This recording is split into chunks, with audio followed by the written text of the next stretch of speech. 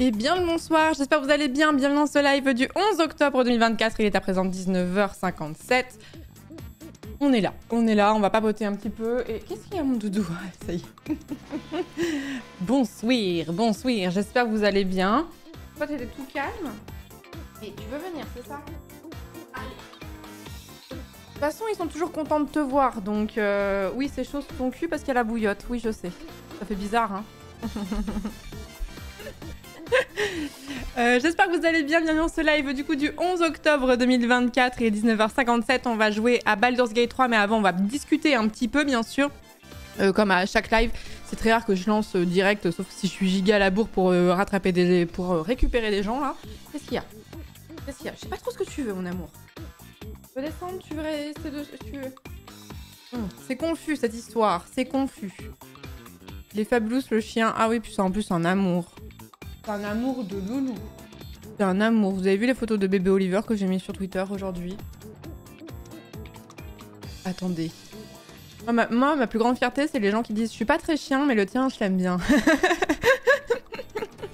C'est ma fierté. Regardez cet amour-là. Que j'ai partagé hier tout à l'heure sur Twitter. Ici, bébé Oliver. Il avait 3 mois, cette photo. Toutes les photos ont eu lieu le même jour. Donc, il a 3 mois sur toutes les photos. Oh, regardez-moi ce petit nez.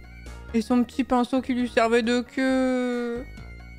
Et là, son petit museau. Et Pépé, il était trop mignon. Il est trop mignon. Mais par contre, toi, tu sens un truc à bouffer sur la table, ça me plaît pas.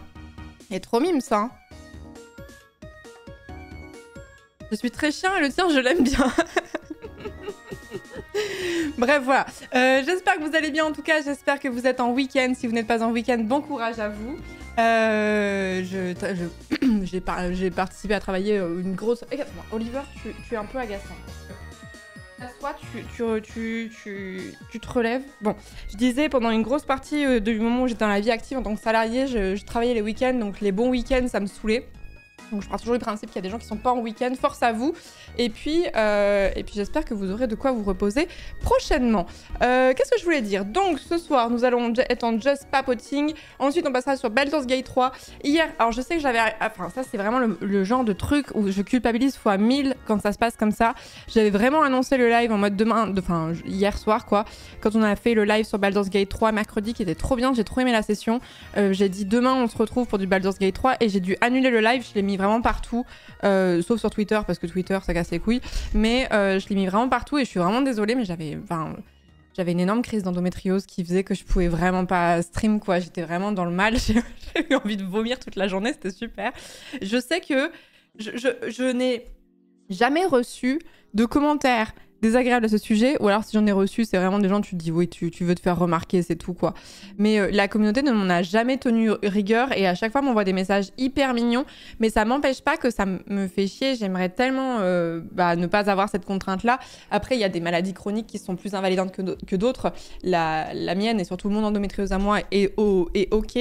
C'est vrai qu'il y a quelques années, les gens qui étaient là il y a 2-3 ans, je pense que vous voyez vraiment la différence en termes de planning parce qu'il y a 2-3 ans, c'était souvent que j'annulais des lives. Et là maintenant, j'ai la chance de réussir à anticiper et du coup de pas trop prévoir, soit j'ai des crises qui sont moindres et que j'arrive mieux à tanker. Mais il y a quand même une vraie amélioration par rapport à ça, mais c'est vrai que quand j'en refais une et que je suis obligée d'annuler mon live, c'est pas pour me faire plaindre ou quoi, hein, c'est juste pour vous expliquer. Je le vis toujours un peu mais en mode c'est pas toi qui choisis, c'est ton corps qui choisit pour toi, c'est un peu relou quoi. Mais je sais que la communauté ne m'en voudra jamais et je sais que même il y a pas mal de personnes dans ma communauté qui ont de l'endométriose aussi, donc qui se garderont bien d'avoir le moindre commentaire sur le sujet, mais c'est toujours un peu pète-couille quoi, voilà. Merci beaucoup Prentice pour le 6e mois de sub, merci beaucoup, merci T-Pride pour les 3 ans, merci beaucoup pour le soutien depuis 3 ans, merci Mista Judge pour le sub, bienvenue dans la communauté, merci Chroma pour le 50e mois, merci beaucoup Tesserac, on a les 2 modos qui ont sub suite à la suite de l'un de l'autre, merci beaucoup Tesserac pour le 54e mois, merci beaucoup, merci Pangursam pour le 11e mois, Babi pour le raid, merci beaucoup, qu'est-ce que vous y êtes beau, merci beaucoup, merci beaucoup. J'ai raté, ça donnait quoi la dernière session Baldur's Gate 3? Oh, des grosses larmes, Arty. Oh, des grosses larmes. Mais je parlerai de Baldur's Gate 3 quand on passera sur le jeu, parce que je sais que vous êtes nombreux à venir juste pour le just chatting et que vous voulez pas vous spoil sur les sessions et je fais toujours attention à parler de mes let's play et de ce qui se passe dans les jeux que j'ai fait quand on est sur le jeu. Parce que moi, ça m'est déjà arrivé de me faire spoil des jeux sur un just chatting où la personne avait fini le jeu il y a pas longtemps. Elle disait « Ah, la dinguerie !» insérer nom d'un jeu avec un énorme spoil était un peu en mode « Je venais pas pour ça, j'avais slalomé dans les let's play justement pour éviter. » J'essaie de faire ça parce que si je vous spoil un jeu que vous êtes en train de faire en étant beaucoup plus loin que vous, c'est un coup à bouder et à plus jamais revenir en plus. Merci beaucoup Rhinocéros, merci beaucoup pour le 9e mois de sub, merci beaucoup, c'est gentil. J'ai fait quelques runs mais pas de PB. Ah, sur Céleste! J'essaie d'avoir un sub record de Céleste parce que speedrun.com n'a pas validé mon premier sub 1 heure parce que j'ai pas réfléchi à la version. Ah oui, c'est vrai qu'il y a ce truc de la version. Oui. Moi, si tu l'as sorti une fois, t'arriveras à le ressortir. Hein. Moi, j'ai un buff colique néphrétique qui pop de temps en temps gratis en plus. Oh, les coliques néphrétiques, il paraît que c'est extrêmement douloureux. J'ai eu la chance de jamais en faire. Mais il paraît que c'est extrêmement douloureux, colique néphrétique. J'ai vu ta vidéo de review avant de faire Tunic, je suis outrée de ce spoil. Ah, la vidéo de review, Zigret Review. Mais faut pas regarder la vidéo de Zigret Review, que ce soit sur Outer Wilds comme sur Tunic, avant de jouer au jeu. Hein. De toute façon, moi, c'est un conseil que je vous donne. Comme ça, tu slalomes entre les spoils de façon le plus facile possible. Je ne regarde aucune vidéo d'un jeu vidéo qui parle d'un jeu vidéo en particulier ou qui parle d'une série ou d'un film que je compte voir. Je ne le fais jamais. Sauf si... je crois que Fred fait ça, et ça c'est très malin si j'étais chroniqueuse jeux vidéo sur du contenu YouTube, etc. Je ferais ça, où il y a... C'est marqué avec et sans spoiler, et du coup t'as vraiment le passage délimité et le moment où ils disent là on parle du jeu, et là on va vraiment rentrer dans le spoil pur. Voici, vous avez 5 secondes pour quitter la vidéo, 5, 4, 3... Ça c'est vachement bien. Du coup tu sais qu'avant ça ira. Mais oui, la vidéo de Zigret Review, elle spoil tout. Hein.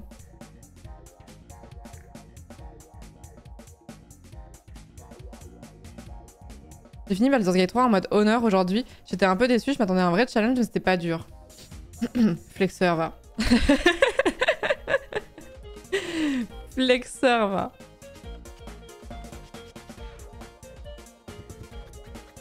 Et c'est pour ça qu'il y a plein de podcasts, genre fin du game. Il y en a plein que j'ai pas écouté parce que j'ai peur que ça spoil justement. Alors que j'aime bien leur taf et tout, mais je l'ai jamais fait parce que... Enfin, je l'ai jamais fait. Sur certains jeux, il y a des trucs sur lesquels j'ai toujours pas fait. Alors j'ai grave envie de les écouter parce que du coup, c'est des jeux que je compte faire. Et en vrai, ça te coupe de plein de trucs, mais au moins tu risques pas d'être avec le... Quand on te spoil à tout moment sur tel jeu ou telle œuvre culturelle, quoi. J'essaie toujours de faire attention aussi quand je parle de films ou de séries en live, de pas spoil, mais c'est vrai que... Bah du coup, tu t'en tiens un petit peu à j'ai bien aimé et j'ai pas aimé, tu vois. Tu peux pas trop rentrer dans les détails, quoi.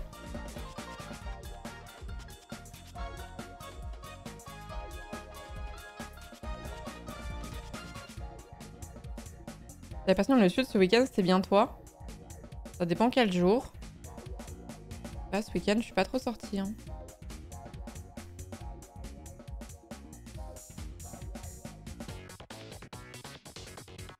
Mais du coup, je fais vraiment pas... Je fais vraiment attention. Je fais vraiment attention pour pas spoiler. Et c'est vrai que Tunic, je trouve que c'est vraiment un jeu... Tunic, c'est vrai... J'ai pas fait autant Wilds. Mais Tunic, c'est vraiment un jeu où je trouve qu'il faut rien regarder comme contenu avant de se lancer dedans. Sinon, c'est un coup à se manger des spoils. Et du coup, la découverte, elle est moins grandiose, je trouve. Et en vrai de vrai... Vous trouvez vraiment que le spoil, ça vous gâche les œuvres? Oui et non. Alors, je pourrais pas prendre d'exemple précis parce que du coup, ça serait des spoils, mais je trouve qu'il y a des spoils qui gâchent et des plot twists ou voilà, des effets qui gâchent l'œuvre et d'autres où j'ai consommé certaines œuvres culturelles en ayant reçu des spoils et ça m'a pas empêché d'être impressionnée à la fin. Ça m'a pas empêché d'être en mode waouh. En fait, je pense que ça gâche. Effectivement, j'aime bien le terme québécois divulgacher d'ailleurs pour le spoil. Je trouve que ça gâche, mais ça n'empêche pas d'aimer l'œuvre et de la consommer pour autant. Genre, je trouve ça dommage de se dire je me suis spoil, donc ça sert à rien que je regarde ce film, ou que je regarde cette série, ou que je fasse ce jeu. Je trouve ça dommage quand même.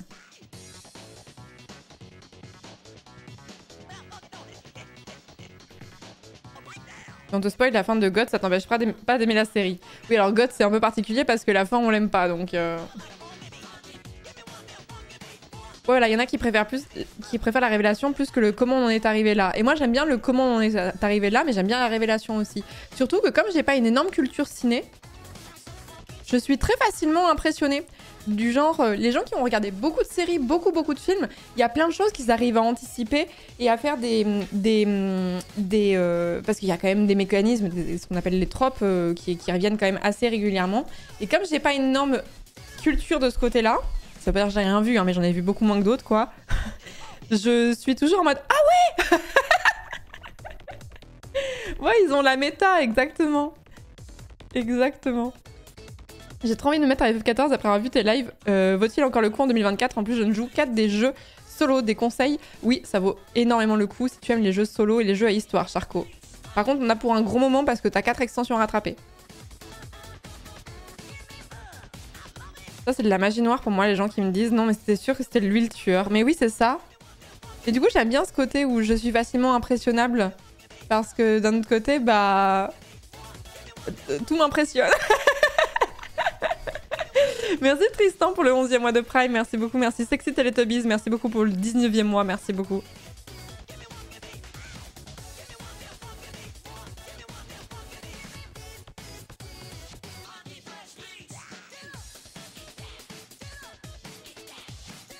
Je relis un peu vos messages.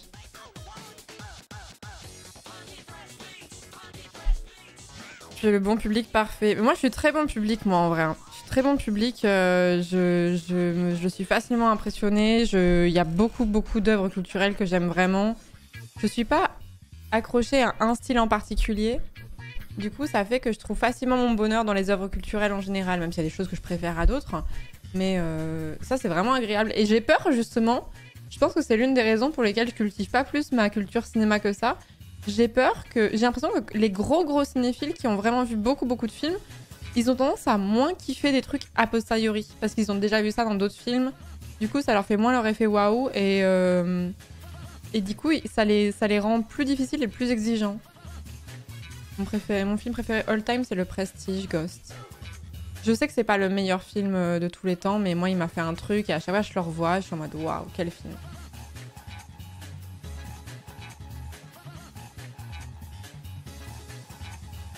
Énorme banger, Le Prestige, je trouve. C'est un bon film, hein, mais je pense que j'ai vu des des films qui étaient objectivement meilleurs que celui-là, mais il m'a fait un truc. Il m'a vraiment fait un truc. Je sais pas, ça fait moins apprécier certaines choses, mais plus apprécier d'autres, je trouve. C'est vrai. C'est vrai. En tant que scénariste, la déformation professionnelle fait que je m'ennuie devant les 3/4 des films et séries que je vois car les ficelles sont trop visibles. Oh, moi, je suis vraiment à la fin de 2 semaines à côté, hein.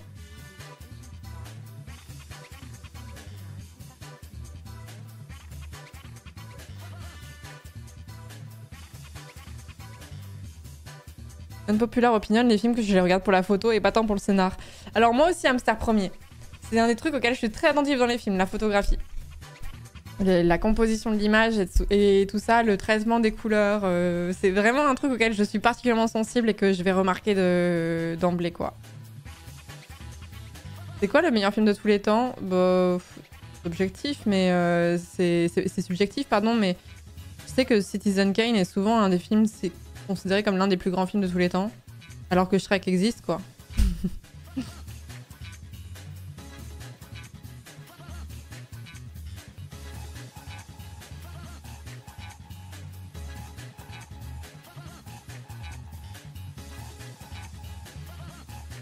En plein visionnage des premières VOD de Baldur's Gate 3, l'infiltration du camp gobelin était particulière. Oh, t'en es loin, Elvieux, hein. Oh là là, c'est quoi, c'est la partie 12, ça? Merci pour le 11e mois de sub, merci beaucoup. Et merci The Unique Sea pour le Prime. Bienvenue à la communauté, merci beaucoup. Non, je sais que y a Allociné qui avait fait un classement. Je crois que c'est le classement des films les plus aimés par les critiques, là. Classement... Film Allociné. Les meilleurs films de tous les temps, c'est ça que je cherchais. Ah, c'est marrant. Je pensais pas que le premier, ça allait être ça. Bon, c'est Allociné. Hein. J'ai la flemme d'aller sur Sens Critique, hein, parce que bon, Sens Critique, ça va nous sortir un film coréen obscur. Les gens vont dire oui, c'est super, c'est une allégorie de la vie et de la mort. Selon Allociné, le premier c'est Forrest Gump. Alors du coup, je suis vachement étonnée. C'est vrai qu'il est bien ce film. C'est vrai qu'il est bien. Le deuxième, La liste de Schindler. Troisième, La ligne verte. Quatrième, 12 hommes en colère. Bah, de toute façon, c'est subjectif. Hein. 12 hommes en colère, moi j'adore ce film.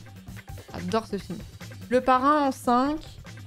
Évadés en 6. On va faire le top 20, allez. On va pas faire le top 100, on va faire le top 20. Les Évadés, 7. Le Retour du Roi, Le Seigneur des Anneaux. 8. Vol au-dessus d'un nid de coucou. 9. Le Roi Lion. 10. The Dark Knight. 11. Il était une fois dans l'Ouest. 12. Il était une fois en Amérique. 13. Le Bon, la Brute et le Truand. Bah dis donc, Sergio Leone là. 14. Pulp Fiction. 15. Interstellar. 16. Gladiator. 17. Seigneur des Anneaux, La Communauté de l'Anneau. 18. Django.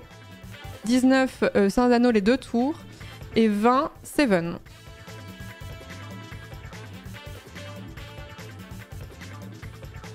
Voilà, après c'est selon les trucs hallucinés, donc c'est des trucs qui ont reçu beaucoup de notes, donc c'est des films hyper populaires que beaucoup de gens ont vu quoi. Très boomer et J-compatible, ouais de fou en vrai. En vrai j'ai un peu l'impression que c'est les films que tu vois quand t'es ado, mais je dis pas ça pour décrier, mais il y a plein de films de la liste que j'ai vus quand j'étais ado et qui m'ont fait un truc de fou parce que justement j'étais ado et que voilà. Mais après ce sont des très bons films hein. Et de toute façon de faire un produit à destination des adolescents ça devrait pas être une critique je trouve. C'est être enfant ou adolescent ne empêche pas de recevoir de la bonne littérature, de la bonne filmographie etc. Mais ouais ça me fait penser, c'est très edgy ouais comme truc. Ça renseigne plus sur la démographie du site qu'autre chose ouais. Oui, c'est exactement ça, Billy. Je trouve que ce sont des films un peu porte d'entrée vers le cinéma. Je trouve qu'il y a beaucoup de films que tu vas voir dans cette liste pour la première fois et qui vont... j'ai déjà expliqué ce truc-là 1000 fois, c'est très prétentieux, mais Le Prestige, c'est aussi un des films que j'ai aimé parce que c'est le moment où j'ai commencé à pas seulement regarder des films pour passer un bon moment, mais aussi d'étudier d'un point de vue genre la composition de l'image, la construction du film en tant que tel, la construction du scénario, la construction du film en tant que tel. Et c'est pour ça que Le Prestige, ça m'a vraiment fait un déclic parce que j'ai jamais regardé des films comme avant, après avoir regardé Le Prestige. Et je pense que tous les films de cette liste peuvent coller avec ce déclic-là. Il n'y a rien de plus récent que 2010 aussi.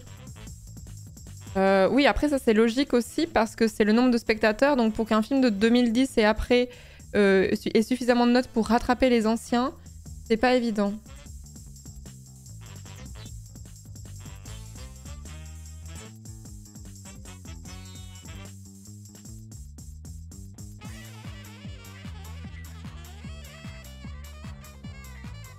Après c'est une bonne liste en vrai hein, pour compléter sa culture ciné. Hein. Il y en a que j'ai pas vu dans la liste. Hein. C'est un bon début je trouve. Hein. Mais ouais, c'est vraiment année 2000. Mais en fait, ça sent un peu, tu sais, les personnes qui se sont inscrites sur Allociné qui voulaient faire des critiques et qui du coup ont commenté un peu les films qui les avaient marqués. Donc des Forrest Gump, La ligne verte et tout, Le Parrain. Moi j'adore ce film, Le Parrain. J'adore ce film, je le trouve incroyable ce film. Ouais, on peut regarder IMDb selon IMDb.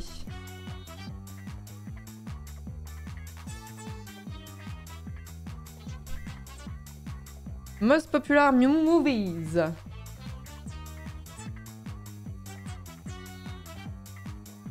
Joker, Folie à 2. Je doute. Là, c'est celui qui vient de sortir, non? Je pense qu'il faudrait peut-être mettre note IMDb parce que c'est quoi ce classement en fait? Note IMDb. Les Évadés, Le Parrain, The Dark Knight, on retrouve les mêmes. Hein. La Communauté de l'Anneau, Interstellar, Le Robot Sauvage. Oh, mais qu'est-ce que c'est que ça? De l'animation, je savais pas. Ok, je connais pas ce film. Dune, deuxième partie, Gladiator, Joker. Joker est si haut? choquée. Ah, il est sorti il y a 3 jours, le robot sauvage, d'accord. Nouveau film DreamWorks par le créateur de Dragon. Ouais, je me demandais pourquoi il y avait Croque-Mou sur le côté. Joker, bon, ok, pourquoi pas. Oppenheimer, Sio aussi, je suis étonnée. Anora, je connais pas Anora. Ah, mais c'est un film qui est sorti il y a pas longtemps, apparemment. John Baker. Ok. Et vice versa, The Substance, qui est sorti il y a pas longtemps aussi, c'était marqué 2024. L'étrange Noël de Monsieur Jack, Deadpool et Wolverine. Ouais, en fait, c'est comme d'hab, hein. C'est que les films qui viennent de sortir, ils se retrouvent en tête de classement et après ça redescend. Harry Potter à l'école des sorciers. Le premier film est pas si incroyable en vrai. En fait, il est incroyable parce que tu découvres l'univers et parce qu'il y a l'aspect découverte de cet univers et du coup t'es un peu émerveillé et tout ça. Mais c'est vraiment pas le meilleur de tous, non?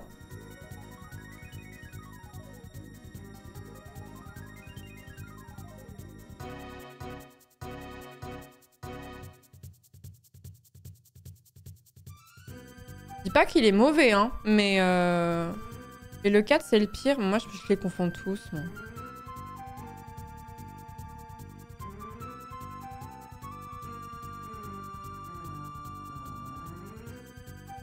Le 4 c'est quoi? C'est le labyrinthe avec Robert Pattinson?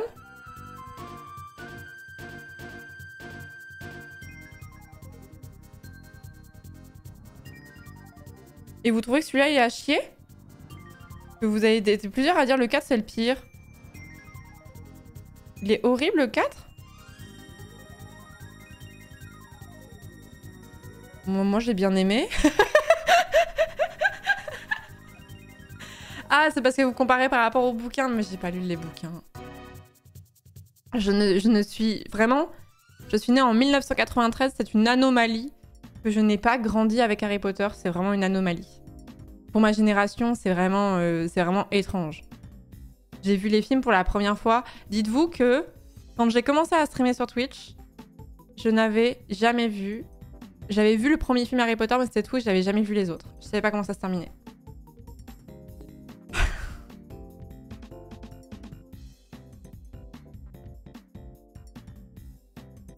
Quand t'es petit, le 1, c'est la magie. Après, en grandissant, tu matures et les films plus récents sont plus adaptés pour toi, logique. Bah oui, c'est ça. Comment se fait-ce? Mais parce que j'ai pas lu Harry Potter quand j'étais enfant et j'allais pas au cinéma quand j'étais enfant, donc j'ai pas vu Harry Potter, quoi. Et les Saint-Anneaux, je les ai vus très très tard. Enfin, je les ai vus très tard. Je les ai vus, j'avais 16 ans, je crois. Ça, pour le coup, j'ai vraiment aimé.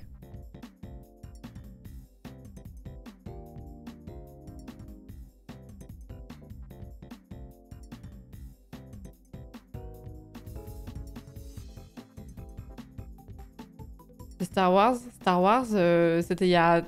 J'ai vu Star Wars... En fait, ce qui est bizarre avec Star Wars... Je vous dis, j'ai une culture ciné aux fraises.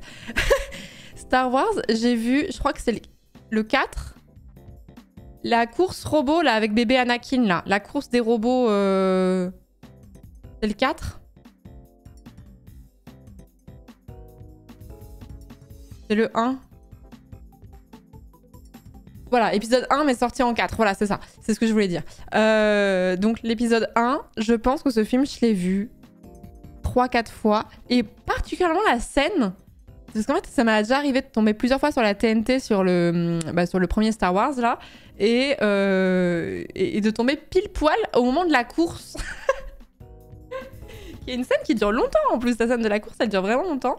Et après, je suis tombée dessus par hasard et je regardais jusqu'à la fin. Et j'avais rien vu d'autre. Enfin, si, j'avais vu certaines scènes vraiment cultes, mais c'était tout. Et j'ai tout maté en entier. Enfin, j'ai maté les 6 premiers films il y a genre 4 ans. Pour la première fois. J'ai trouvé ça incroyable. Oh la hot take. Non, mais j'étais en mode franchement, c'était fou. J'ai trouvé vraiment ça bien. Et j'en avais parlé sur Twitch, on m'avait dit même les vieux. Et j'étais en mode, ah oui, même les vieux, moi j'ai kiffé de fou, hein. Ouais, j'ai tout aimé. Forcément, il y en a qui font plus kitschos et tout ça, hein, mais j'ai tout aimé. Il y en avait plein qui disaient non, mais les vieux, ils sont durs à regarder et tout maintenant. Merci beaucoup Jinto, merci beaucoup pour le 6e mois de sub. Ragrif pour le 10e mois, merci beaucoup. Merci à Lieu également pour le 11e mois.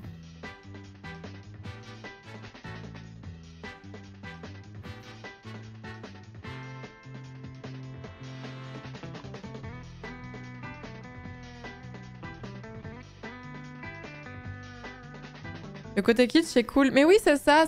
Moi, je crois que j'aime bien les films qui sont un peu kitschos parce que je trouve que c'est dans son jus, ça trahit une époque et tout, j'aimais bien. Et en même temps, il y avait tellement moins de budget aussi. Enfin, c'était autre chose, quoi. Mais bref, ouais, j'avais trouvé ça vraiment hyper chouette, hyper cool. Et je me suis dit, si j'avais découvert ça en étant gamin, ça aurait pas été la même, quoi. Mais j'ai pas vu... Après, j'ai pas vu au-delà des 6 premiers, quoi. Tous les récents, je les ai pas vus.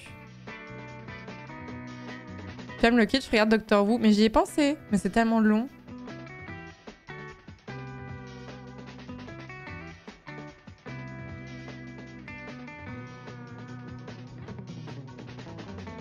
Il y a The Mandalorian que j'aurais voulu mater du coup.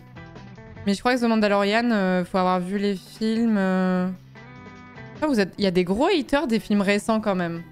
Je voulais pas lancer ce débat. Hein.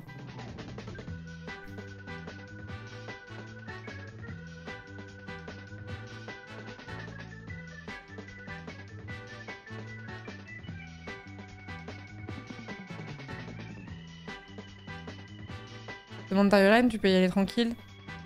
Après, je sais pas si je suis une... J'ai beaucoup aimé Star Wars. Est-ce que je serais une fan de l'univers étendu de Star Wars et tout ça? Enfin, je sais qu'il y a des gens qui sont vraiment obsédés par ce monde-là. Pas à ce point, honnêtement. Go regarder Mandalorian. Andorre. Ashoka, c'est vraiment très cool. Ok. Mes sitcoms préférés? Moi, je suis une grosse fan de Friends. Hein. En vrai, je trahis mon époque, hein, mais je trahis ma génération. Moi, je suis une grosse fan de Friends. Hein. Je vois plein d'aspects qui sont vraiment, avec le recul, pas dingues. Et de l'autre, d'autres trucs que je trouve assez révolutionnaires dans Lost. Dans Friends, pardon. Par contre, la grosse hot take que j'ai, c'est... J'adore Friends. De tout mon cœur, j'adore Friends. Mais je n'ai jamais réussi à rentrer dans How I Met Your Mother. Et une série que je trouve ignoble à regarder. Vraiment, ça me crispe. Je déteste. C'est The Big Bang Theory. Dire ça sur un chat Twitch.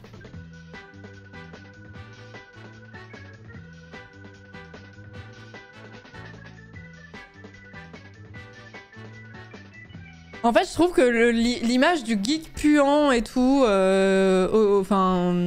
atteint, je veux pas dire autiste Asperger parce que depuis que j'ai appris qu'Asperger c'était un nazi et que les autistes Asperger aimaient pas qu'on utilise ce terme-là, du coup je sais plus ce que c'est pour définir à la place. Mais ouais, voilà. En fait, moi je trouvais que c'était vraiment en mode comment la fabrique de l'incel, en fait, The Big Bang Theory, j'étais en mode.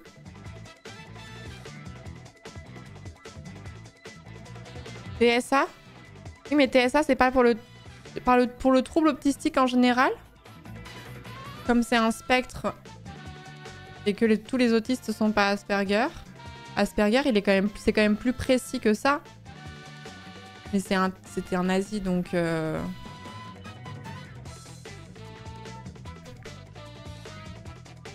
Mais bref, je trouve que Sheldon a vraiment une représentation hyper cliché de ce truc-là. Même s'il y a des gens qui se fonctionnent comme ça, tu vois, j'étais en mode oh. Je trouvais que les épisodes, ils sortaient, à peine ils sortaient, que déjà c'était vieillissant.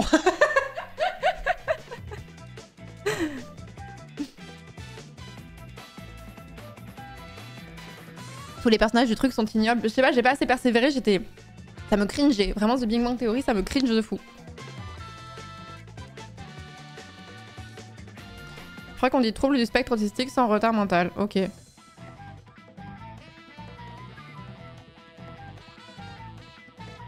Dans spectre, ça reste de l'autisme. Du coup, il n'y a pas de vraie différence. Enfin, si, mais pas comme ça. Même s'ils avaient une catégorie pour... Même si avant, il y avait une catégorie pour Asperger. Ok, très bien. Très bien, très bien.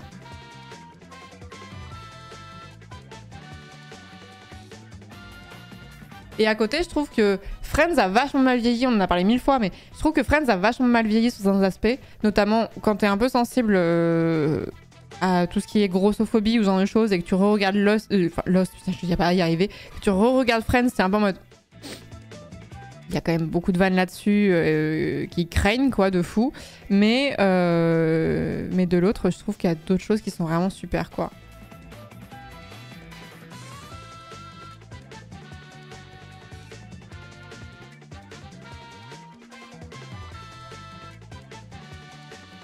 Lost aussi, en vrai, c'est une série géniale, mais niveau grossophobie, c'est pas toujours ouf. Je réfléchis à la grossophobie dans Lost. C'est un sujet, vraiment? Un avis sur Ross. Oh putain, la benne Ross, par contre. Oh, j'adore les personnages de Friends, mais Ross dans une benne. Hein. Oui, oui, Hurley, je pensais à Hurley, mais j'ai pas le souvenir que... Si, je me souviens que... Il y a un moment où il tombe sur de la bouffe. Je spoil rien en disant ça. Il tombe sur la bouffe et je crois que Hurley a un peu montré... Enfin, en mode t'es gros donc t'es celui qui va jeter sur la bouffe et tout. Je crois qu'il y a un truc comme ça. Mais j'ai pas le souvenir que ce soit aussi prégnant que dans Lost en tout cas. J'ai commencé Lost il y a 2 semaines et oui, sur les questions grossophobie, sexisme, c'est pas ouf ouf. Par contre, sur le sexisme, surtout au début, je trouve que c'est vraiment pas... Effectivement, tu sens que c'est un peu dur. Et je trouve que les personnages féminins dans Lost sont globalement moins bien écrits que les personnages masculins. Voilà.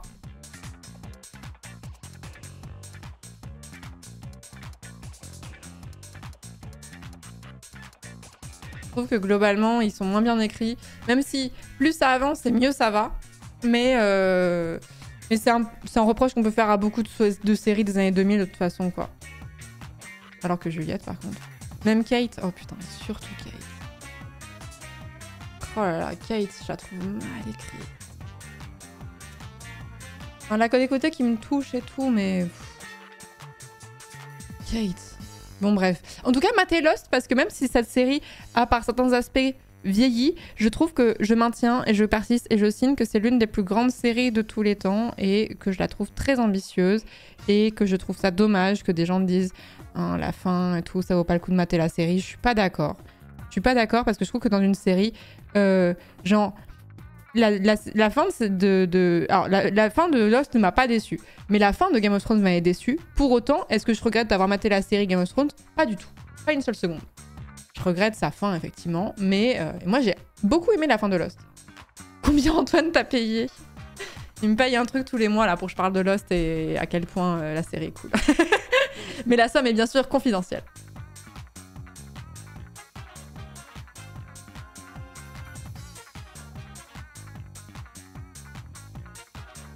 Historiquement, Lost a fait step up la qualité des séries télé. Bah, je trouve aussi, ouais. Je trouve aussi que Lost a fait step up la qualité des séries télé.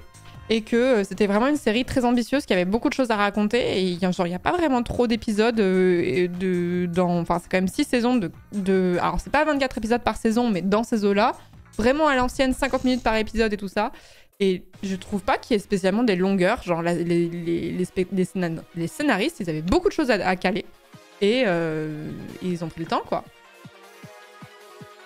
Et oui, la secte des adorateurs de Lost, ouais. Autre série surcotée, Breaking Bad? Non? Non, vraiment pas, hein. Non, je veux bien qu'on puisse sortir des hot takes, mais là, non, vraiment pas, hein. C'est vraiment super, Breaking Bad, hein.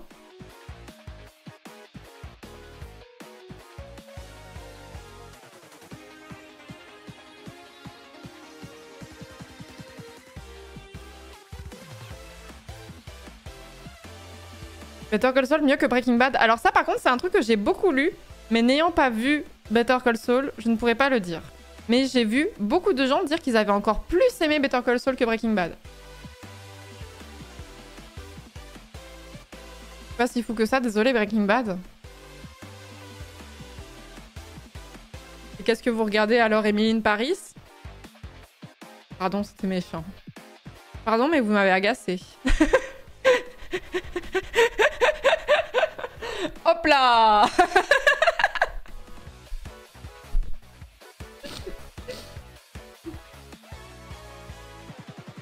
Vous avez vu qu'ils ont encore annulé une série Netflix qui était sortie il y a un mois là. En fait, c'est le serpent qui se mord la queue. Il y avait une série dont j'ai eu plusieurs personnes qui m'ont dit du bien qui s'appelle Chaos. Et qui sont en gros les rois de l'Olympe, mais version moderne. Et genre, Florence, j'ai adoré. Putain, mais je suis tellement pas étonnée que t'aies aimé Chroma. Vraiment, je t'ai même pas posé la question, mais j'étais sûre que t'avais vu la série, j'étais sûre que t'avais aimé. Parce que tu corresponds trop au profil des gens qui m'ont dit regarde Chaos. Et bref. Et du coup, je me suis dit, vas-y, à l'occasion, je la regarderai et tout. Série annulée, voilà. Et en fait, je ne comprends pas Netflix, comment il fonctionne. Je vais vraiment dire des banalités, hein. Mais comment il fonctionne en termes de vouloir reprolonger pour des séries. Parce que au bout de 15 jours, un mois d'exploitation, ils sont en mode, allez, on cancelle la série. Ça n'a pas fait les mêmes stats que Stranger Things et oh, la série coréenne, là. Et pas Suicide Squad. Putain. Et... la série, là, Squid Game, voilà, merci. Ça n'a pas fait les mêmes stats que Stranger Things et Squid Game, du coup, ça ne vaut pas le coup qu'on poursuive. Mais en fait, c'est le serpent qui se mord la queue, parce qu'au bout d'un moment, si tu sais que ta série, elle risque d'être annulée, moi, j'ai plus envie de regarder les nouvelles choses qui arrivent sur Netflix, parce que je me dis, bah, s'ils cancellent la série au bout d'une saison, ça sert à rien. Donc j'attends de voir si ça tient un peu, mais si tout le monde fait ça, bah, à la fin, la série, elle est plus produite. Ça casse les couilles.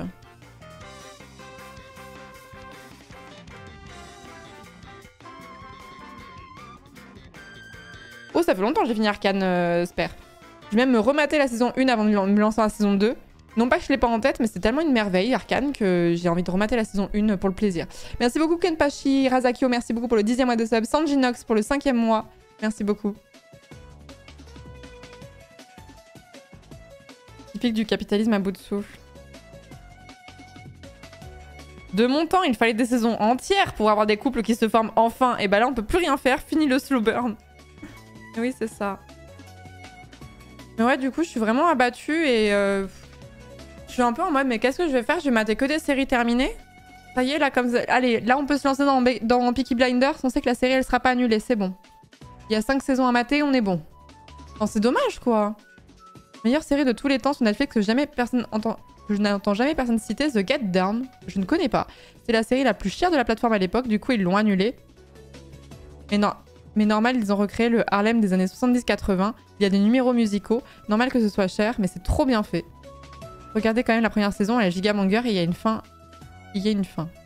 Fort top. De mon temps, on attendait la sortie US pour regarder l'épisode et la sortie des sous-titres en VOST TFR. C'était vraiment ça.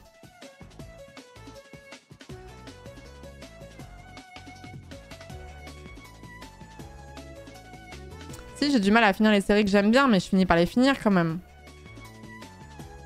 Je finis par les finir à un moment donné, mais en fait, c'est le fait que, ben... Moi, j'ai du mal à finir mes séries parce que j'aime pas dire au revoir à l'univers, j'aime pas dire au revoir aux personnages, j'aime pas...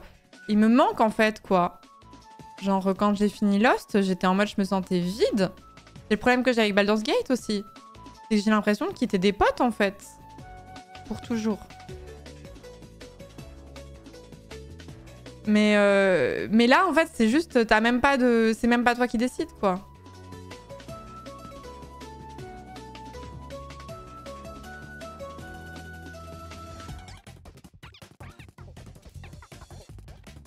Black Sails. Ah, je l'avais mis de côté, cette série incroyable sur des pirates queer qui veulent faire tomber l'Empire britannique. Oui, je l'avais mis de côté, celle-ci. Là, c'est pas toi qui décides. Tu peux pas te dire... Moi, il y a plein de séries où je me suis dit, allez, je vais quand même mater la fin. Breaking Bad, j'ai mis 1000 ans à regarder la fin, mais bon, n'empêche que je suis contente de l'avoir fait. S'ils avaient cancel la série en cours de route, ben on aurait été en mode... Jesse We need to cook Jesse. Fin de la saison. Bref, voilà.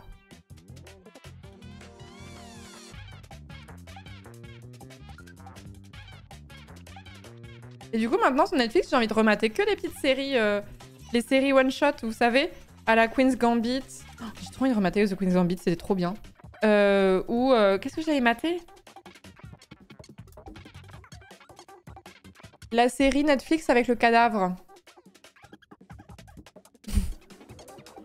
Vous allez me retrouver ça. Juste avec ce que je viens de vous dire, vous allez retrouver ça. Bodies, c'est ça. Exactement, Buzz.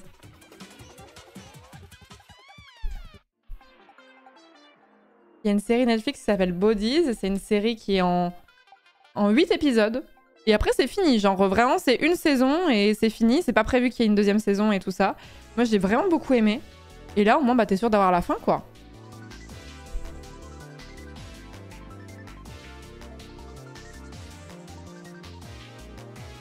Par contre, le passage sur Je suis le danger, il m'a pas fait rêver, c'est le but, mais c'est pas un moment badass, c'est juste toxique. Mais en fait, c'est... Walt, tout le long de la série, il est montré comme quelqu'un d'extrêmement contrôle fric et toxique et ce genre de choses. Hein. Moi, je trouve pas que Walter White soit montré par la série comme un bon aspect, hein. Surtout pas à la fin. Hein. Il est pas du tout vu comme un espèce de rôle modèle, quoi. Enfin, c'est vraiment pas du tout ça. La série, elle montre justement tout le mal qu'il fait autour de lui. Et c'est juste les gens bizarres qui considèrent... En fait, il y a une lecture de certains fans qui est vraiment très chelou. C'est comme le pauvre Thomas Shelby aussi, en fait. Genre, Thomas Shelby, il est réutilisé, et Walter White aussi. Tony Montana aussi, ce genre de personnage qui a été réutilisé un peu en mode oh les goats, et je suis en mode on a vu la même série. C'est comme tout, enfin il y a pareil, il y a plein de gens aussi qui ça m'a mis mal à l'aise ça. J'ai regardé Narcos qui est une super série, j'adore, c'est là où je suis tombée amoureuse de Pedro Pascal pour la première fois. Non, c'était dans Game of Thrones comme tout le monde, mais après j'avais maté Narcos à cause de Pedro Pascal et que je vous conseille, un Narcos, sur les 2 premières saisons sont sur la quête de Pablo Escobar. Et il y avait plein de gens qui étaient en mode c'est juste le GOAT en fait. J'étais en mode Pablo Escobar a quand même fait exploser un avion en fait. Et il y a eu de nombreux bombardements qui ont tué des civils, genre c'est pas du tout le GOAT. Il y avait une espèce de fétichisation du truc. J'étais en mode mais a-t-on vu la même chose? Les fans de Homelander, c'est les plus badants. C'est qui l'autre jour qui m'a dit, peut-être dans le chat Twitch, quelqu'un qui a dit, en parlant d'Emmanuel Macron, putain, il a trop une vibe de Homelander et depuis, je n'arrive pas à me l'enlever de la tête.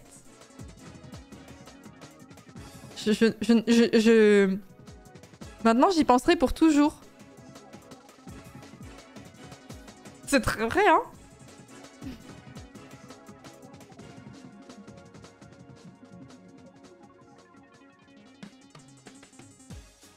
Un mélange entre Homelander et Jean Dujardin dans OSS, c'est ça. Je crois que c'est quelqu'un dans le chat qui m'a dit... je crois que c'est quelqu'un dans le chat qui m'avait dit ça et depuis j'arrête pas d'y penser. C'est souvent vous me dites des trucs et genre ça m'influence de fou après a posteriori.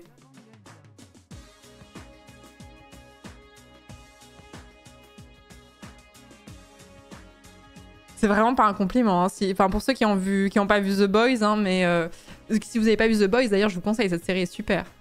Mais Homelander, c'est un des personnages principaux dans The Boys, et c'est vraiment, qu'on puisse te comparer à Homelander, genre c'est tout sauf un compliment. Parce que Homelander, c'est même pas le méchant, c'est encore plus, c'est plus que ça, quoi. C'est encore plus que ça. Coucou Lise, je t'avais pas vu. Merci beaucoup Shazam, merci beaucoup pour le sub pour les 3 prochains mois. Merci beaucoup. Merci Raz également pour le 17e mois. Stomkill pour le 5e mois également. Merci beaucoup.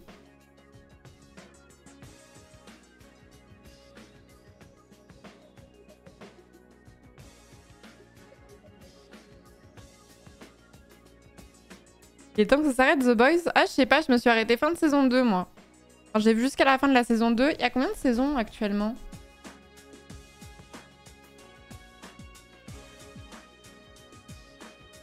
The Boys... Ah, il y a 4 saisons The Boys, en fait.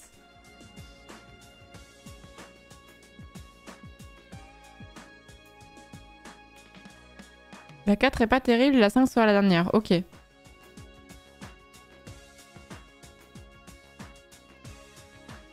La dernière saison, les scénaristes ont fait des dingueries dans le mauvais sens. Ah ben, flûte alors. Ah, la série est vraiment incroyable. Et vous savez que The Boys, c'est vraiment une série... Est-ce que vous vous souvenez à quel point Twitch nous a rabattu les oreilles avec The Boys en pub, en pré-roll à l'époque? C'était vraiment... La série date de quand, The Boys? Ça a commencé en 2019 et du coup, je dirais que c'est en 2020, on est les 7. Et en fait, il y avait tellement cette pub tout le temps que ça m'a donné l'effet inverse où j'étais en mode je ne veux pas avoir cette série parce que on est les 7, ça me fait trop casser les couilles. Et en fait, au bout d'un moment, j'ai fini par mater la série et j'étais en mode ah, mais en fait, c'est super. Oh putain, la débile. Le marais en a marre. Je suis analyste financier. Voilà, il y a des pubs comme ça qui nous ont marqués. Et ouais, on est les 7. En plus, la VF... La VF était un peu agaçante, je trouve, dans la bande-annonce. Par contre, le Je suis analyste financier, je crois que c'était un film, je me souviens plus. Je peux pas aller Si je tape, je peux pas aller au Yémen. Je peux pas aller au Yémen. Je suis analyste financier.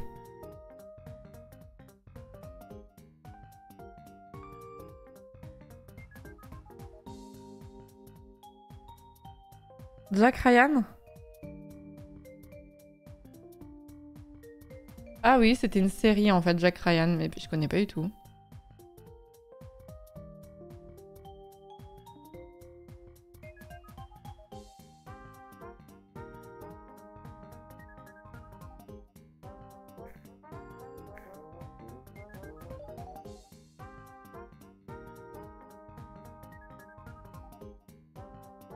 Du Tom Clancy assez classique. Ok.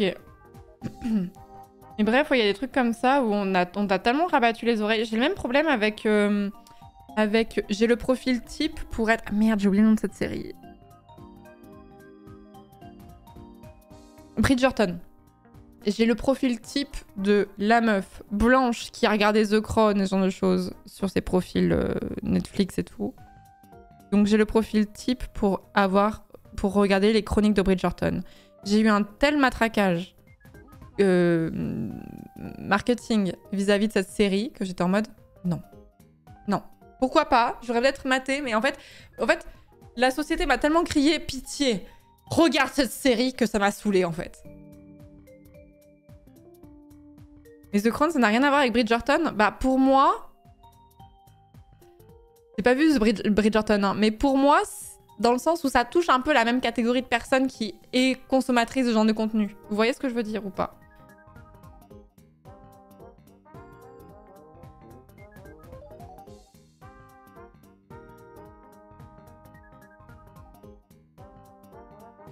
C'est influençable, mais à l'envers, en fait. Non, après, par exemple, je suis très influençable sur d'autres trucs, hein. La preuve, j'ai regardé fini par regarder The Boys parce que je suis quasiment sûre dans le chat Twitch, on m'a dit non mais The Boys c'est vraiment bien et que ça a dû finir de me convaincre parce que j'avais d'autres potes qui m'avaient dit non mais The Boys c'est vraiment bien et tout, faut que tu mates et tout ça.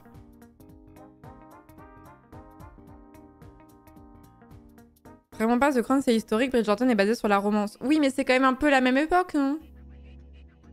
Bridgerton c'est un peu pour moi c'est un peu à la cour et tout ça, non? Bridgerton c'est un peu des contes et des... Et je suis folle?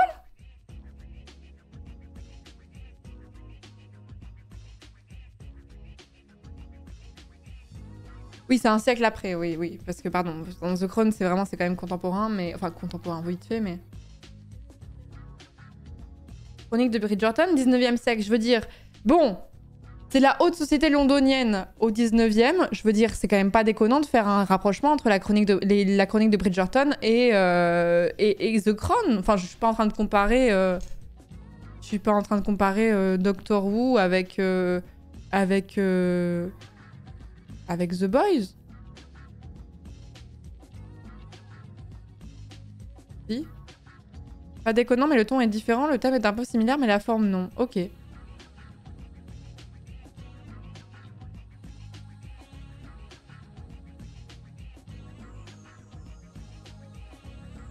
C'est plus prude The Crown. Ah, ça, c'est moins qu'on puisse dire. Mais après, tu regardes pas The Crown pour des parties de jambes en l'air non plus.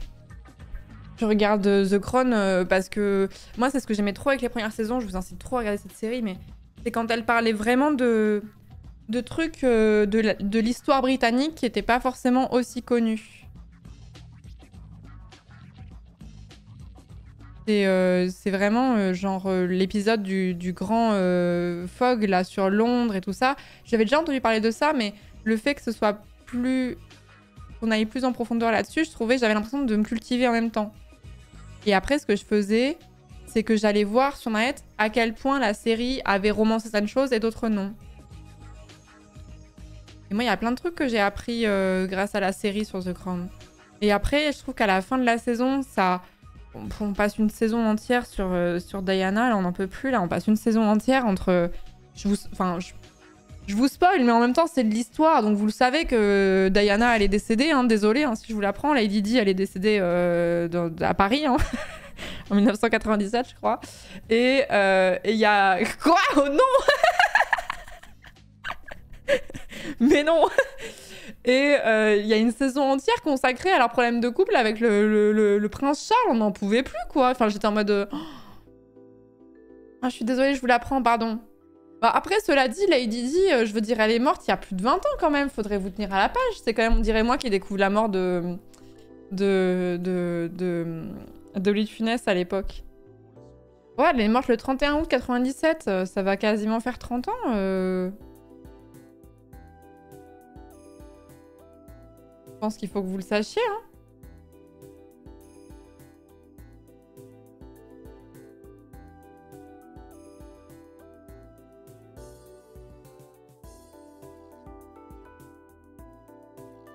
Tant qu'Elisabeth II ne meurt pas à la fin de la série, je peux dormir sur mes deux oreilles. Oui. Elle était en tunnel vision. Arrêtez, la pauvre! Elle a une vie de merde.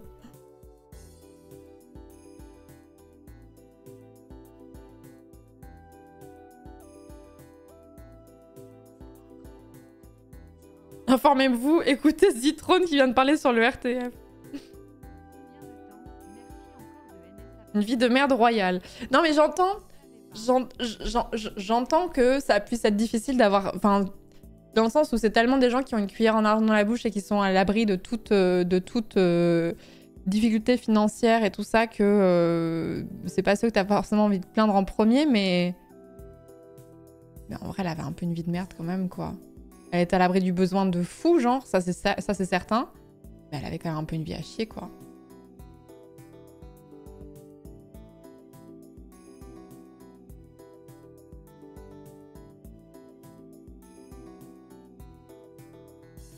Ce matin, j'ai fait un cours de sociologie à mes terminales. Je leur ai montré c'est quoi un rallye. Ils étaient surpris et choqués. Ah, j'apprends très souvent à mon chat Twitch ce qu'est un rallye pour les bourgeois, ouais. Il y en a plein qui ne le savent pas, les rallyes. J'adore vous parler des rallyes en plus.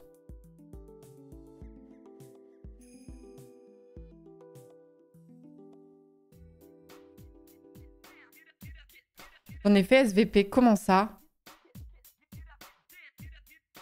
C'est quoi? Oh, je vais pouvoir réapprendre à mon chat Twitch ce que c'est qu'un rallye. J'en ai jamais fait, parce que je suis pas issue d'un milieu social de ce genre-là. Mais par contre, autour de moi... dans ma fac de droit en particulier, il y avait des gens qui faisaient des rallyes. Et les rallyes, c'est pas avec des choses, c'est pas des voitures. En gros, c'est des fêtes, des booms, organisées par les parents, par des parents bourgeois, pour que leur progéniture se rencontre et se mette ensemble. Donc c'est vraiment des fêtes pour maintenir la classe sociale, qui ne cache pas du tout son idée d'entre-soi, quoi.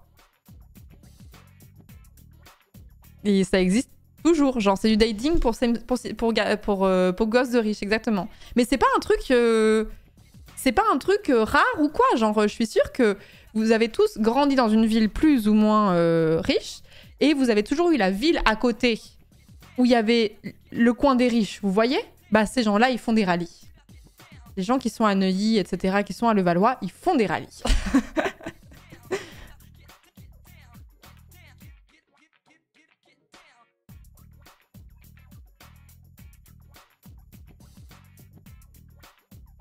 Mon oncle et ma tante m'ont dit de faire des rallyes pour trouver un mec. Je suis allée googler ce que c'était.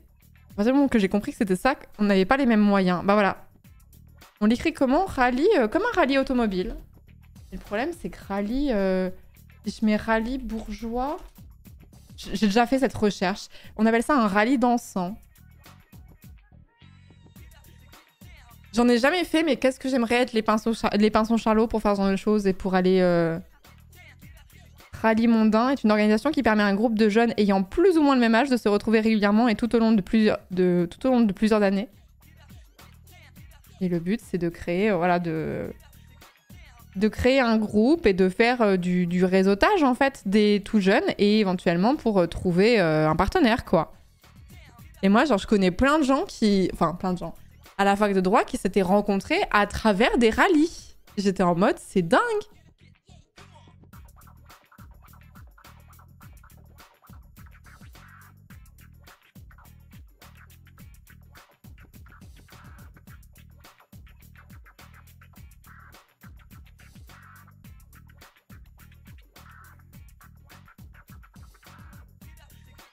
Ah oui, je suis pas sûre que les rallyes ce soit très queer-friendly, effectivement.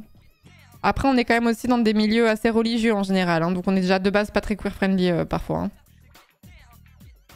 Je trouve ça un peu glauque, non? Si, oui, c'est effectivement. Mais non, mais c'est pour maintenir...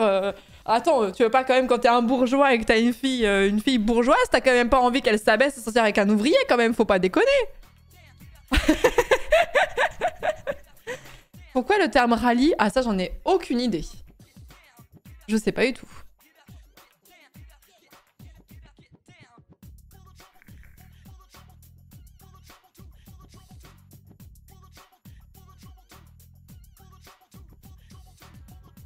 Capulet et Montaigu. Y a-t-il des ours dans ces rallyes? Ça suffit!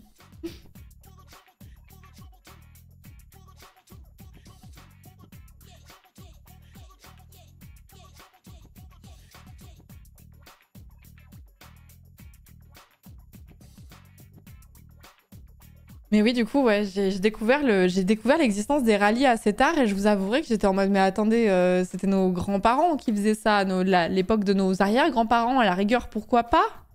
Non, non, c'est très actuel encore. Et je pense qu'il y a des gens dans le chat qui l'ont fait, alors subi ou pas, plus ou moins, ça dépend, on vient des fois de milieux bourgeois et après on s'en émancipe ou ce genre de choses, mais je suis sûre qu'il y en a qui l'ont fait. S'il y a des gens qui l'ont fait, je veux bien votre expérience. Vous êtes nos petites souris. Vous êtes nos petites souris.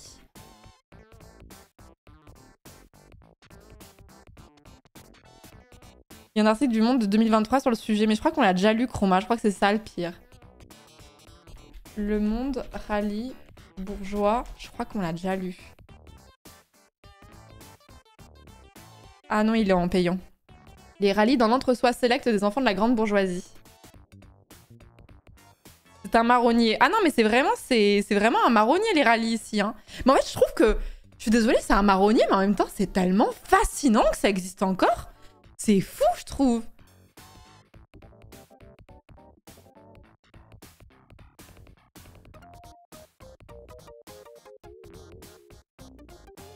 Moi, j'arrive pas à me remettre du fait que ça existe encore, en fait. Donc oui, c'est un truc qui me fascine et dont je parle souvent parce que je trouve ça dingue. Les clubs privés se dépoussièrent au contact des jeunes générations, même certaines règles de surannée subsistent. C'est aussi un moyen pour les parents de perpétuer un mode de vie. Ah ouais, on avait déjà vu cette vidéo. Non, mais on avait déjà lu ça, hein. Avec le TikTok sur les rallyes et tout. Et le soir, après, quand j'ai raccroché après mon stream, j'ai 92 ans, quand je suis partie... J'ai regardé de ouf les rallyes et tout ça et tout, vraiment ces bourgeoises qui postaient sur TikTok et tout, c'était fascinant, j'avais l'impression d'être un pinson Charlot, quoi.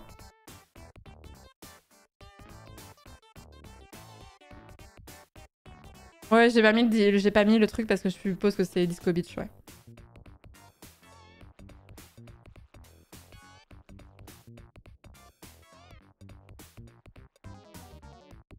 Mais vous savez que j'ai une copine là que j'ai vue il y a pas longtemps et qui est issue d'un milieu vraiment favorisé mais pas aristocratique. Et elle a une partie de sa famille qui est aristo. Partie de la famille lointaine mais aristo quand même. Et elle m'expliquait que les enfants, vous voyez leurs parents et ces enfants-là ont notre âge en fait.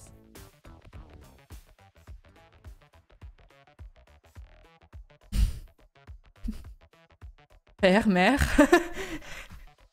J'ai une pote dont c'est le cas. Non mais vous imaginez le nombre de le nombre de névroses que tu dois avoir à l'intérieur de toi.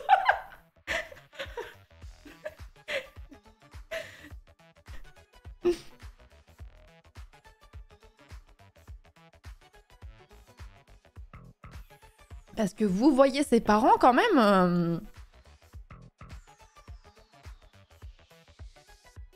Question de respect, bien sûr. Non mais vous imaginez les daddy et les mommy issues que ça doit créer à terme. La thérapie, elle doit coûter bonbon, hein. Tu sais Florence d'ailleurs que les familles aisées n'aiment pas du tout ça, que les rallyes soient connus du grand public. Ah mince. Ah mince. On va arrêter d'en parler alors pour pas les embêter.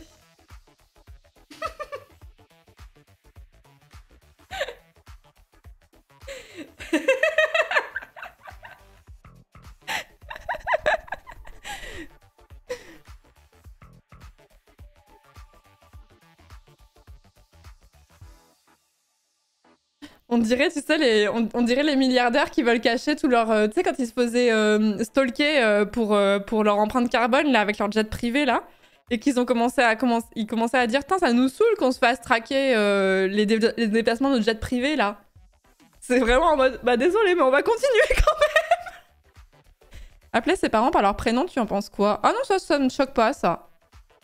Enfin, c'est un truc que je fais pas, mais j'ai déjà vu des gens autour de moi appeler j'ai plusieurs amis qui font ça, qui appellent leurs parents par leur prénom, et je suis un peu en mode, oh, ça me choque vraiment pas du tout.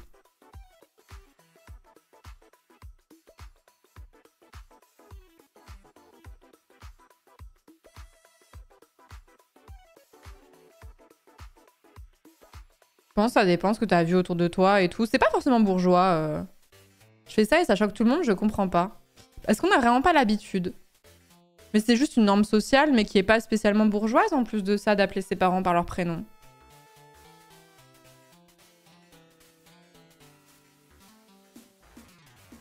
Je pense que j'ai posté un petit résumé de mon expérience de rallye dansant au-dessus. Oh, Fabrique, régale-moi. Attends, je retrouve ton message. J'étais dans un rallye dansant de classe moyenne supérieure de banlieue à la toute fin du collège, au tout début des études sup. C'était en gros une soixantaine de parents qui se relayaient pour organiser des soirées dansantes auxquelles les enfants participaient. Ça m'a permis d'apprendre le rock, le Madison et un tout petit peu la valse. Par contre, j'ai rencontré personne dans ce rallye que je ne connaissais pas d'avant et à ma connaissance, aucun couple ne s'y est formé. Oh, ils ont tout foiré, quoi.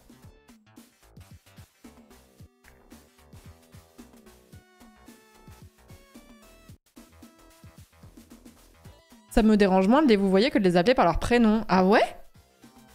Ah, moi, appeler par le prénom, ça me choque beaucoup moins que de vous voyez. Le vouvoiement, je trouve ça vraiment suranné, quoi. Je trouve ça vraiment lunaire de vous voyez ses parents.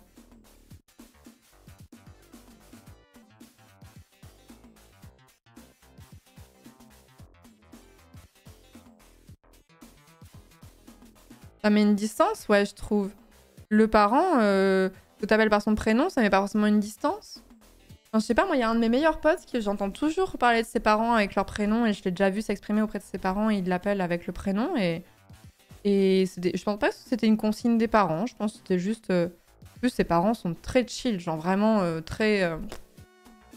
pas du tout des bourgeois avec des codes... Enfin, ils ont des codes bourgeois dans le sens où c'est une classe sociale supérieure, mais c'est pas... C'était pas du tout... ils sont pas prout-prout, quoi, c'est ce que je veux dire, quoi.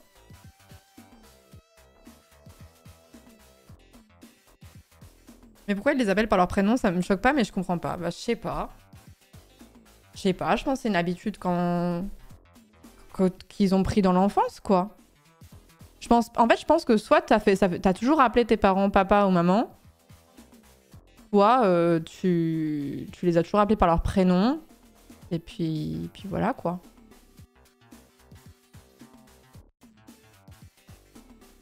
Oui, ils sont pas prout-prout, j'aime bien l'expression aussi, ouais, je l'utilise pas assez.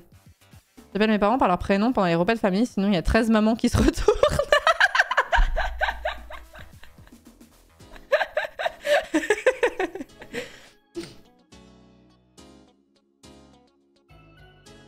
Moi, j'appelle ma mère par son prénom parce que ça me fait marrer de gueuler « Monique !» dans la maison.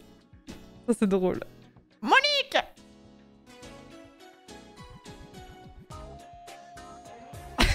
C'est peut-être parce que quand tu dis daddy et qu'il y a et ton père et ton copain qui se retournent, ça devient awkward.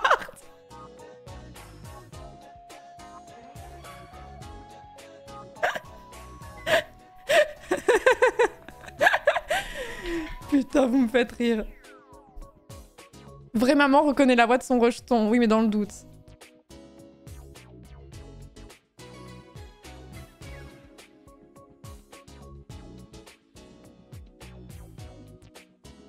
Oui, c'est vrai qu'il y a eu plein de suppressions de chapitres de sociaux, ouais. Tout à fait, Agada.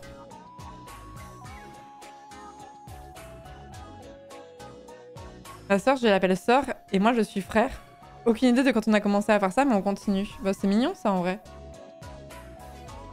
Vraie maman ignore la voix de son gosse en espérant qu'il se débrouille.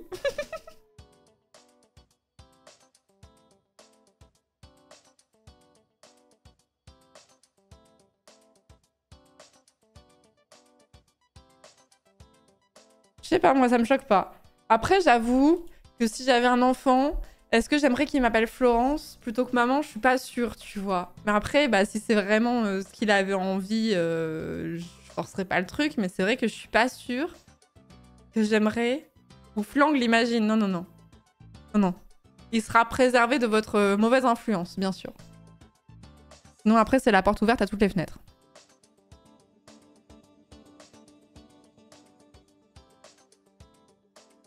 Maman, c'est qui Alcine? Oui, j'ai fait un bac ES, Plagade. Le premier mot. Flangle.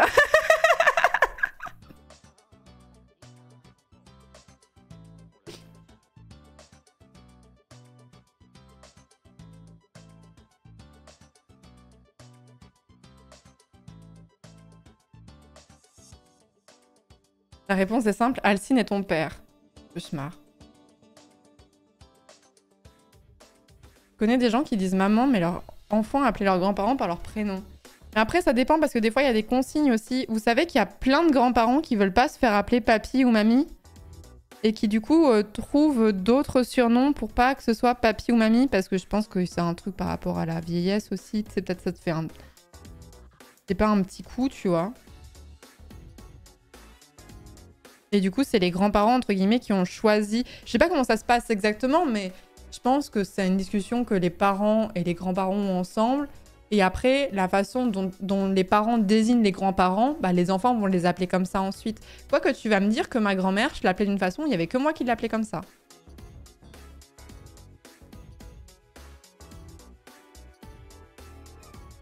Et mes autres cousins l'appelaient pas de la même façon que moi je l'appelais. Donc c'était vraiment moi qui avais créé ce nom de toute pièce.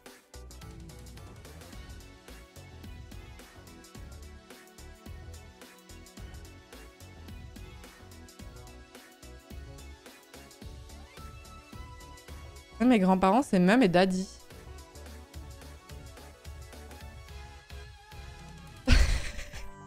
J'en ai connu qui se faisaient appeler Papoute et Mammouth.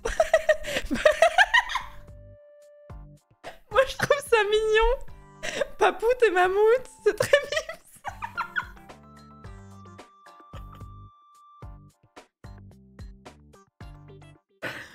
Papoute et Mammouth.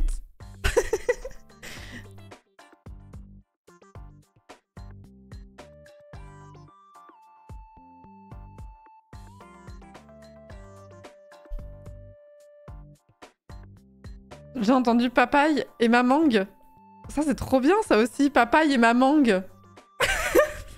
C'est drôle. On fait un brainstorming, comme ça, si jamais un jour vous avez des petits-enfants, comme ça, vous avez d'autres idées plus originales que papy et mamie. Donc, nous avons Papoute et Mammouth, papaye et mamangue.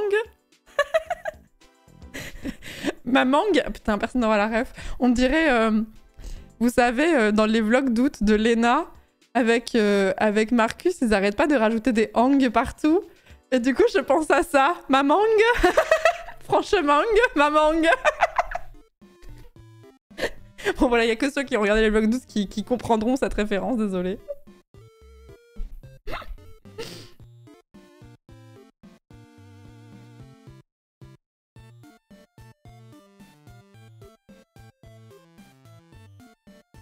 Mamang, on dirait la pub Oasis.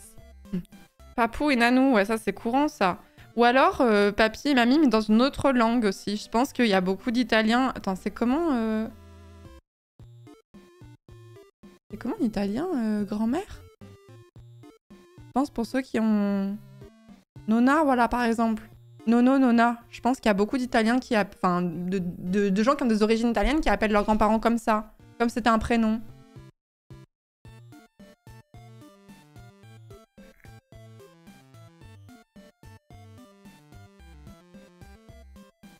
Grande-ma et grande-pa.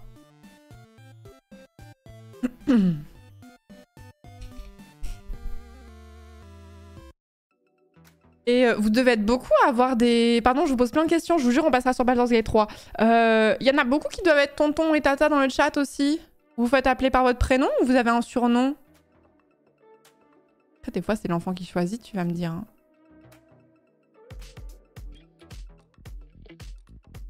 Surnom, par le prénom, parrain.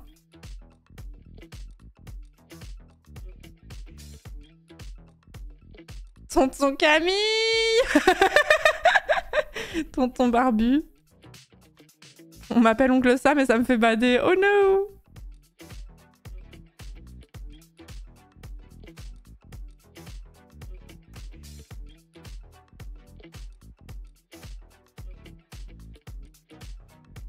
Prénom à la base, dans les faits, c'est que le gamin a réussi à sortir. Ça dépend de leur âge, effectivement, ouais. Putain, vous êtes tous tonton et tata, la chance. Putain, quand t'es enfant unique, tu seras jamais tonton ou tata, quoi. T'es vraiment en mode... J'ai eu Spider tonton à une époque. Ça, c'est cool, ça, Spider tonton.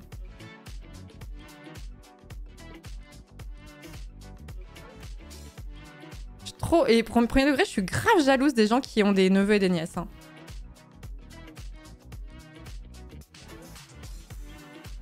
Peut-être un peu par adoption, bah les amis les enfants des potes, ouais, mais c'est quand même pas pareil, tu vois.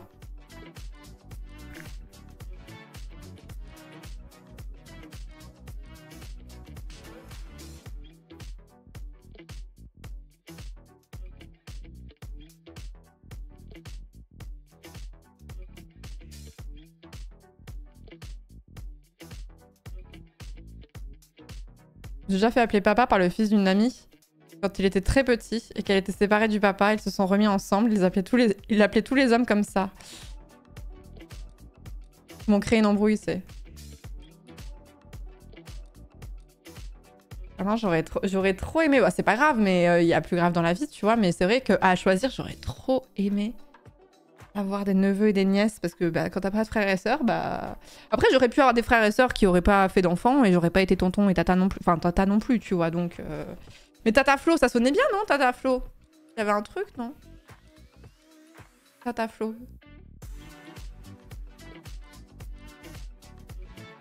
Tata Flank, ça suffit. Tata Flo, ça fait Tata Cool. Mais oui, c'est ça. Tata Flo, c'est celle qui te... Elle est un peu permissive et c'est celle qui te fait un peu fumer ton premier pet, tu vois. Tu le diras pas à tes parents. Hein. Ça n'arrivera jamais, voilà. N'hésitez pas à me confier vos adolescents, je vais leur faire fumer leur premier jour.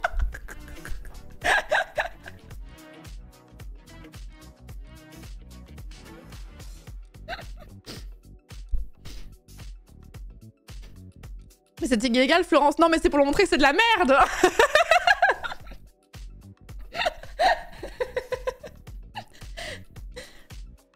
Oh, je lui aurais montré des manifs et tout.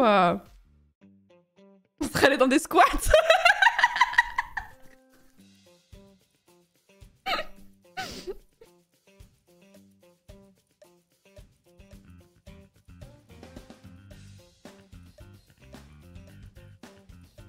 Petite sortie ZAD le week-end, là.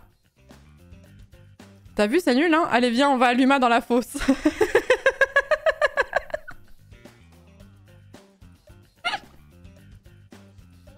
Heureusement que t'as pas de neveu, oui, c'est peut-être un signe du destin, finalement. Peut-être qu'il savait que j'aurais que j'aurais eu une mauvaise influence.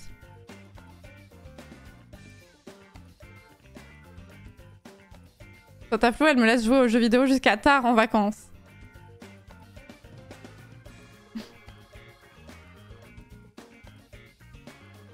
Ma tante s'est fait interroger par la police pour écotourisme terrorisme, et ça, c'est un peu cool. Putain, j'avoue que sur... C'est un fact un peu...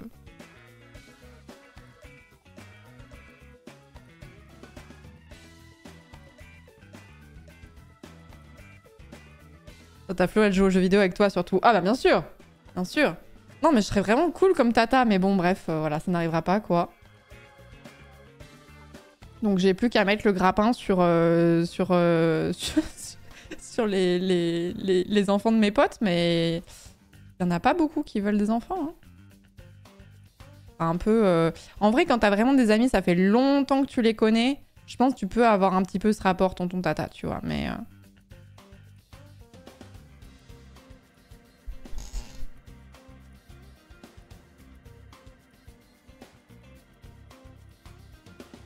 Tata Flo, elle fait des PB sur Céleste. Tiens, Legolas Sangoku, prends cette bouteille de vodka et ce joint. Non, le pauvre, il est jeune encore.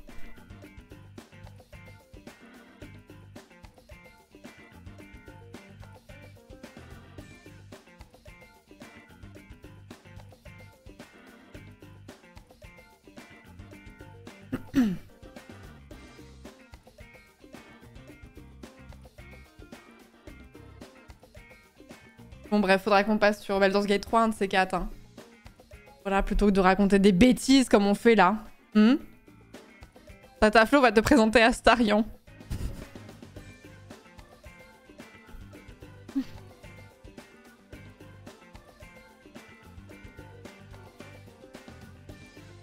Tati Flo défouraille des gredins sur Elden Ring. Putain, la formule est dégueulasse.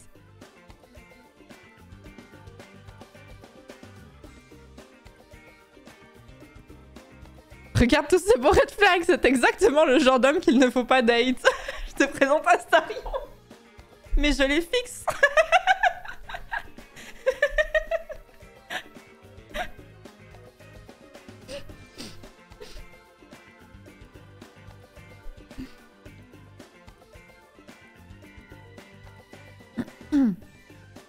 I can fix him. C'est une nouvelle partie? Non, c'est le... Non, j'ai jamais fini ma partie, donc c'est la même.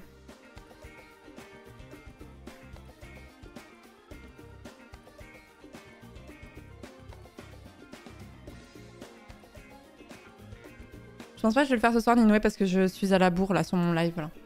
Bon, allez, on s'y jette. Ça fait 1h30 qu'on discute, comment ça? Mais de quoi on a parlé? Et c'est passé vite? Qu'est-ce qui s'est passé? J'ai raconté n'importe quoi, encore une fois. Et vous m'avez pas arrêté, hein? Ça avait pas l'air de vous déranger, hein? Parler de film, déjà, ça dure 1 heure. Mais non, on n'a pas parlé de tant de films que ça, si? Il y a eu plusieurs saisons, ouais, c'est ça, hein? Un just chatting ordinaire, mais j'en peux plus, hein, vraiment. J'aimerais bien être ce genre de personne où je fais un petit live just chatting. Ça dure 15 minutes et après, on bascule sur le jeu, quoi.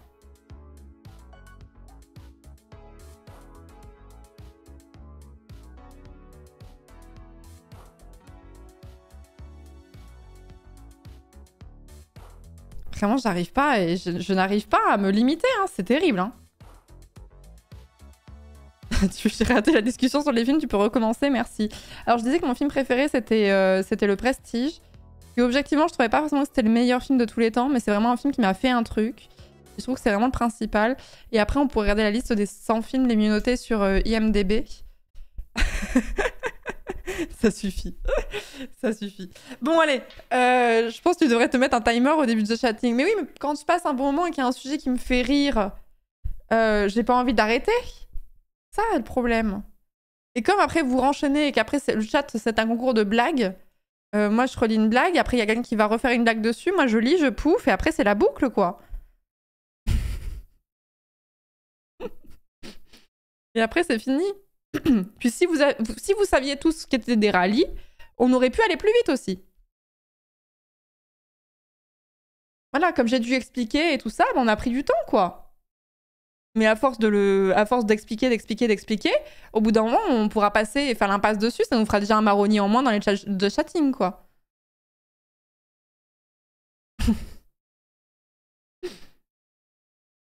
Avec un public de bourgeois, ce serait pas la même chose. Voilà, si vous étiez tous issus de classe bourgeoise plus, on n'aurait pas besoin de faire ça. Et oui. Ça y est, c'est de notre faute. Ah, vous allez me dire bientôt que je suis en train de vous gaslight dans 3, 2, 1. Je la connais, hein. J'ai déjà vu hein, ce scénario plusieurs fois.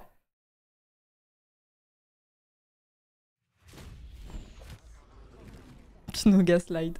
Merci Romulus pour le 33e mois. Merci Wax, mon seul amour, pour d'avoir offert un sub à Top Stabilo. Merci beaucoup. Merci Alien pour le 6e mois de sub. Silo pour le 29e mois. Merci Azuner. Merci beaucoup pour le 16e mois. Et Louise pour le 50e mois. T'es en Corée, ça y est, toi? Combien de temps? Merci encore de nous apprendre que Lady Di est morte. Je savais pas. Ah oui, c'est vrai, j'ai parlé de ça aussi. J'avais oublié. Merci Neri pour le 10e mois. Merci beaucoup Flagada pour le 5e mois de sub. Merci Shazam pour les 3 mois de sub. Merci beaucoup. Vous savez pas à quel point ce genre de just chatting, j'hésite toujours à les mettre sur YouTube. Et en fait, à chaque fois, je dois me dire, attends, j'ai parlé de quoi dans just chatting? Et du coup, je zappe dans la VOD pour voir et pour essayer de mettre un titre raccord. Et à chaque fois, je me dis, ah oui, tout ça.